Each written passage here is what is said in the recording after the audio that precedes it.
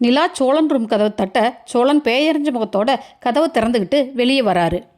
பாண்டியனும் பல்லவனும், அண்ணே சீக்கிரமாக ரெடியாகு, உங்கள் மாமனார் மாமியார் அப்புறம் காயத்ரி, அதான் உங்கள் காயுமா எல்லாரும் இன்னும் கொஞ்ச நேரத்தில் வந்துடுவாங்க. புது மாப்பிள்ளையே ஜம்முன்னு ரெடி ஆகணும். நாங்களும் உனக்கு முகத்துக்கு மேக்கப் போட ஹெல்ப் பண்ணுறோம். இல்லைடா பல்லவா?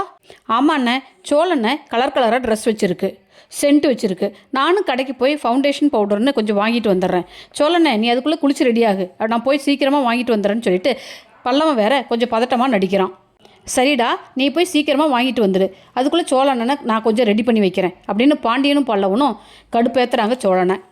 அவங்க 2 பேரும் சோழனை வெறுப்பேற்ற அது உண்மைன்னு நம்பிட்டு, ஏங்க நிஜமாலுமே காயத்ரி வீட்டுக்கு தான் போனீங்களான்னு சந்தேகத்தோடு மீண்டும் நிலாவை கேட்க, நிலா ஆமாம் காயத்ரி வீட்டுக்கு தாங்க போனோம், காயத்ரி வந்துட்டாளோன்னு எட்டி எட்டி பார்க்குறாரு சோழன். நிலா சரி இதுக்கு மேலே உண்மையை சொல்லாமல் இருக்கக்கூடாதுன்னு முடிவு பண்ணி, காயத்ரி எல்லாம் வரலைங்க, நான் போய் கூப்பிட்டா அந்த பொண்ணு வந்துருமா?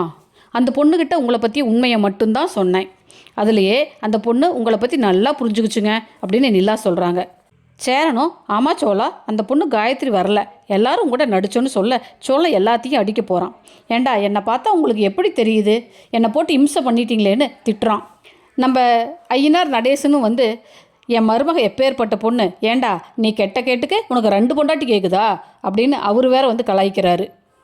அட போய்யா நீ எந்த பொண்ணில் வேலை பாய்ச்சாத அப்படின்னு சோழன் நடேசனை திட்டுறாரு. நிலா சோழன் நீங்கள் பண்ணது ரொம்ப தப்பு, ஒரு பொண்ணோட பர்சனல் லைஃப்பில் நுழைஞ்சு அவங்க ஃபீலிங்ஸோடு விளையாடுறது சரியா? ஏதோ பண்ணுறேன்னு நீங்களாக முடிவு பண்ணி கற்பனை வளர்த்துக்கிட்டு போய் அந்த சின்ன பொண்ணை இப்படியா காயப்படுத்துவீங்க? ஏதோ பரவாயில்ல, அந்த பொண்ணு உணர்ச்சி வேகத்தில் ஏதாவது தப்பாக முடிவெடுத்திருந்தா என்ன செய்கிறது?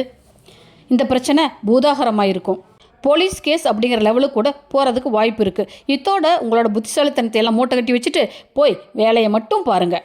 நீங்களாக மறுபடியும் இந்த மாதிரி ஏதாவது பண்ணினீங்கன்னா நானே போலீஸில் போய் கம்ப்ளைண்ட் பண்ணிவிடுவேன். அப்புறம் ஈவ்டீசிங் கேஸில் உள்ளே போய் களி தின்னுட்டு இருப்பீங்க. என்ன புரியுதான்னு நிலா வெளுத்தெடுக்கிறாங்க. ஏதோ இந்த முறை உங்கள் மேலே பரிதாபப்பட்டு நான் அந்த பொண்ணுக்கிட்ட போய் பேசி சமாதானப்படுத்தினேன், புரிஞ்சுக்கோங்க அப்படின்னு சொல்லிட்டு உள்ளே போகிறாங்க நிலா. நிலா உள்ளே போன உடனே சோழன் ரொம்ப சந்தோஷமாக, நிலா எனக்காகத்தான் காயத்ரிக்கிட்ட போய் நிலா பேசியிருக்கா, அவளுக்கு என் மேலே எவ்வளோ லவ்னு டான்ஸ் ஆடுறாரு. நிலா முறைச்சிக்கிட்டே உள்ளே போகிறாங்க. சோழன் ஃபோனை பார்த்துட்டு ஹாலில் உட்காந்துருக்க நிலா வந்து எங்கள் காரை எடுங்க, நாம் 2 பேரும் தனியாக வெளியே போகணும் அப்படின்னு சொல்கிறாங்க. சோழனுக்கு அதை கேட்டு, தனியாக வெளியே போகிறோமா, தோ வண்டி எடுக்கிறேங்க அப்படின்னு சொல்லிட்டு வண்டி எடுக்க நிலா வந்து வண்டியில் ஏறுறாங்க. நிலா வழி சொல்ல சோழன் காரை ஓட்டுறாரு. பல்லவனோட அம்மாவை பார்த்த இடத்துக்கு நிலாவும் சோழனும் போய் சேர்றாங்க.